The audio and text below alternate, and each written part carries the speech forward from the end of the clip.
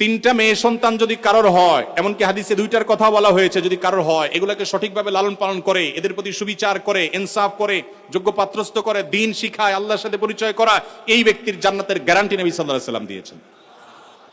আমি কোনো হাদিসে পাই নাই 1 ডজন ছেলের বাপ হলে এরকম কোন ফজিলতের কথা আমি পাই নাই কোনো হাদিসে, কিন্তু মেয়েদের ব্যাপারে এরকম বলা আছে। এরপরও জাহিলি যুগের মানুষরা যখন জীবন্ত মেয়েদেরকে কবরস্থ করত, ইসলাম তখন এসে মেয়ের বাবা হওয়াকে এত মর্যাদার বলেছে।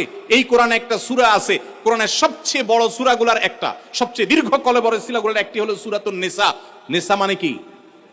নারীগণ। নারীগণদের জন্য স্পেশাল সূরা আছে, পুরুষগণ নামে স্পেশাল কোন সূরা কোরআনে নাই। এরপরও এই দেশে জমি জমার যত দলিল আছে, যারা দলিল নিয়ে কাজ করে ওনাদেরকে জিজ্ঞাসা করে দেখেন বা অনলাইনে সার্চ দিয়ে দেখেন গুগলে, ম্যাক্সিমাম জমি জমার মালিক ছেলেরা। মেয়েদের নামে দলিল আপনি এখন দেখতে পাবেন ম্যাক্সিমাম পরিবারে নাই, কারণ মেয়েদেরকে আমরা বঞ্চিত করি। তো এরকম মেয়েদের প্রতি জুলুম, তাদের প্রতি নিগৃহীত করা হতো ইসলাম পূর্ব জাহিলি যুগে।